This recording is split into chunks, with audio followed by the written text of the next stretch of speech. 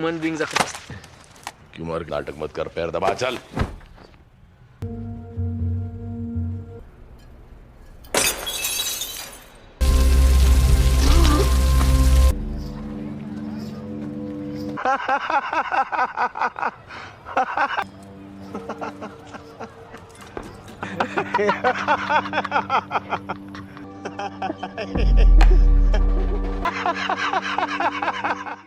Awal cerita, kita difokuskan pada seorang pengusaha yang menceritakan masa lalunya.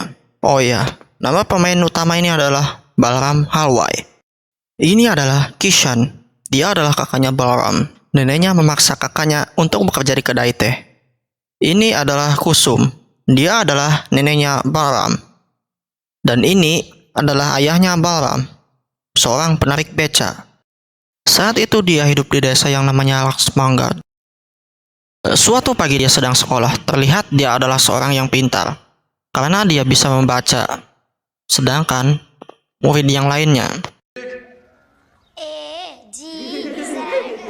di malam hari dia sering membaca buku pelajaran. Dan keesokan paginya datang seorang tuan tanah penguasa desa tersebut, namanya Si Bangau. Dia mengambil sepertiga penghasilan warga tersebut. Dan ini adalah putranya Siluak. Saat sedang sekolah, dia dipaksa untuk bekerja di kedai teh karena ayahnya tidak mampu membayar kepada tuan tanah. Dan saat itu, dia berhenti sekolah. Akhir tahun, ayahnya sakit TBC dan tak ada rumah sakit di Laksmangad sehingga dia harus membawanya ke desa lain selama 2 hari. Singkat cerita, ayahnya pun meninggal. Singkat cerita, dia tumbuh dewasa dan masih bekerja di tempat yang sama. Kemudian datang lagi tuan tanah, dan kali ini dia bersama Ashok yang merupakan anak bungsu dari si tuan tanah yang baru pulang dari Amerika. Dan dia dengar mereka butuh supir kedua untuk Ashok. Akhirnya dia meminta uang kepada neneknya untuk kursus mengemudi. Awalnya neneknya menolak, tapi setelah digoda, katanya neneknya akan menjadi wanita terkaya di desa ini. Dan setelah itu, akhirnya si nenek pun setuju. Kemudian dia pun naik bis dan pergi ke Danbad untuk kursus mengemudi. Dan dia pun diajarkan menjadi raja jalanan oleh instruktur. Setelah selesai kursus mengemudi, dia pun mendatangi rumah tuan tanah. Awalnya ditolak oleh satpam, tapi setelah memberitahu bahwa dia dari Laksmangad ke tuan tanah, dia pun diizinkan masuk. Setelah itu, dia menawarkan diri untuk menjadi supirnya Ashok, tapi sebelum itu, dia akan dites terlebih dahulu.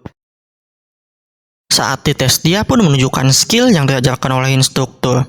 Dan dia juga diwawancarai oleh Siluak, dan Balaram pun menjawab bahwa dia juga bisa masak. Setelah itu, dia pun diterima dan tuan tanah harus tahu keluarga dari setiap supirnya. Ya, untuk berjaga-jaga apabila mereka mencuri dan kabur. Esok hari dia pun mulai bekerja dan Balaram pun iri kepada supir pertama. Karena menjadi supir kedua, selain mengendarai mobil, supir kedua juga bekerja sebagai cleaning service. Saat sedang bersih-bersih, dia pun dipanggil oleh Ashok dan di sana ada istrinya juga yang bernama Pinky. Dia pun ditanya tentang internet. Dia pun gaptek. Dan setelah itu, dia pun mendatangi warnet untuk belajar komputer. Pagi hari, dia pun memijit tuannya.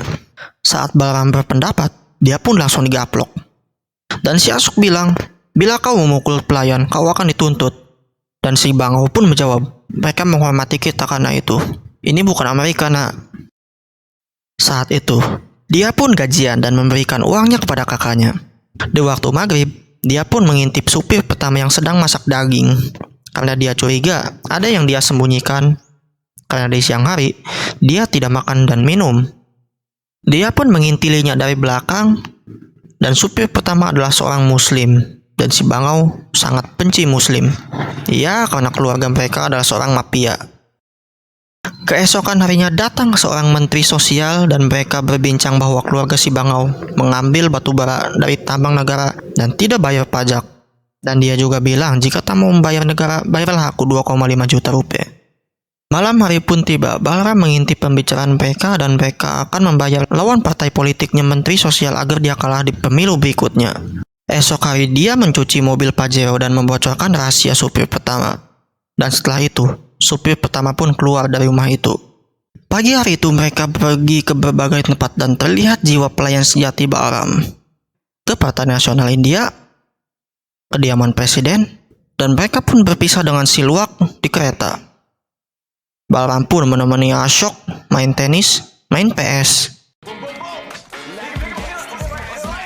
Malam hari dia pun meminta pindah tempat tidur karena supir yang lainnya terlalu banyak bacot.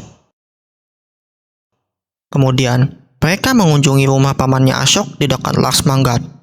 Dan kemudian, dia pulang kampung.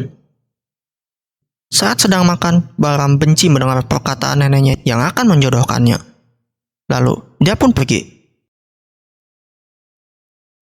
Saat sedang cuci piring, Pinky memanggil Balaram dan dia bilang bahwa si Luwak mencegah pernikahannya dengan Ashok karena soal kasta sosial. Setelah itu, Balaram pun mulai ngaca dan membeli baju dan sepatu baru untuk mengubah penampilannya tentu. Lalu memberikan kue ulang tahun dan berpenampilan layaknya maharaja. Malam hari, mereka pergi ke klub dan Balaram menunggu di mobil. Di perjalanan, Balaram ngacang karena melihat mereka bercumbu. Kini Pinky yang mengambil kemudi. Dia mengemudi ugal-ugalan hingga menabrak seorang anak kecil. Pagi itu tiba-tiba si Bangau dan si Luwak begitu baik kepada Balaram. Dan ternyata mereka menumbangkan Balaram seolah yang menabrak anak kecil tadi malam itu adalah Balaram. Dan dalam surat pernyataan itu, dia melakukannya sendiri. Dan karena jiwa pelayan sejatinya, dia tak meminta imbalan apapun. Semisal uang ratusan juta atau berapa miliar gitu. Tapi enggak, dia langsung main tanda tangan aja. Setelah itu dia pun menyesal. Seperti biasa, Balaram memijit kaki si Bangau. Dan seolah tak merasa bersalah, si Bangau pun menendang kepalanya Balaram. चल चल बहुत नाटक मत कर पैर दबा चल Dan Pinky pun marah karena lagi ini soal kasta sosial.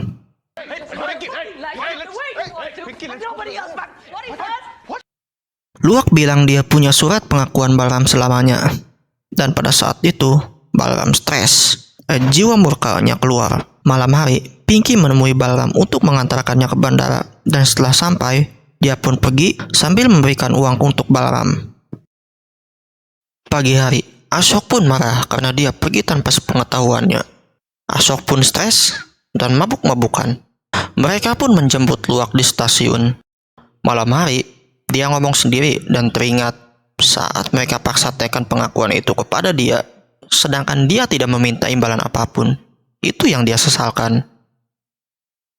Malam hari, dia bertanya pada supir lainnya apa yang mungkin terjadi di masa depan. Ya, dia jawab, जैसे 50-55 का होगा तेरी गांड पे लात मार के तुझे बाहर निकाल जब तक आंखें हैं ना तब तक तू काम करेगा अच्छा पैसे कमा लिए तो थोड़ा ज्यादा ये तब. Kemudian, dia belajar bagaimana supir mencurangi tuannya. Pertama, kwitansi palsu untuk perbaikannya tidak perlu. Kedua, jual bensin tuanmu kepada sopir lain. Dan setelah percaya diri, cari penumpang yang berbayar. Dan saat lihat uang itu, dia tak merasa bersalah dan yang hanya adalah murka. Malam hari saat Balaram bersedekah ke pengemis, mereka memarahinya. Dan saat di apartemen, Balaram mendengar bahwa dirinya akan digantikan. Di perjalanan, dia terbayang ayahnya dan dia bicara Ashok menyuap politisi untuk menghindari pajak. Sore hari, orang suruhannya Ashok membunuh keluarganya Balaram. Dan dia merasakan firasat itu saat melihat burung di stasiun. Saat pulang, dia bertemu pria yang sedang modal. Dan dia juga ikut modal dan tertawa bersama.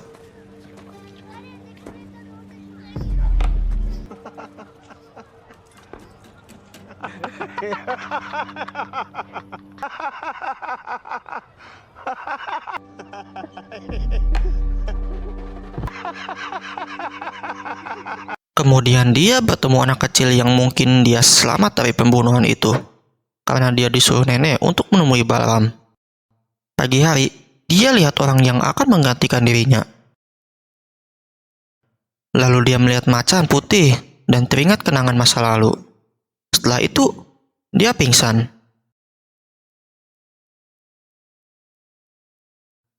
Sebelum pergi, dia melakukan ritual di mobil dan memecahkan botol. Kemudian, di perjalanan, dia pura-pura bannya kempes dan setelah itu dia membunuh Ashok dan membawa kabur uang tersebut. Setelah itu dia mendatangi kantor polisi dan menyuap kepala penjahat tersebut. Dan dia melihat wajahnya di dinding menjadi buronan. Tapi polisi tidak pernah menemukannya karena mukanya terlalu pasaran di India. Kemudian, polisi menangkap supir karena SIM yang kadaluarsa. Dari situlah usahanya dimulai. Dia membuka usaha taksi dan dia juga tidak memperlakukan pegawainya seperti bosnya dulu. Dan jika supirnya menabrak orang lain, dia yang bertanggung jawab. 40,000 rupees in this. I don't give it differently than my masters. I live in the life. Itulah akhir dari film ini. Pesan yang saya dapat sampaikan dari film ini adalah pentingnya Anda untuk tidak menjadi miskin karena Anda akan dipandang sebelah mata. Dan ketika Anda kaya, Anda jangan sombong karena Tuhan bisa menarik kekayaan Anda sewaktu-waktu.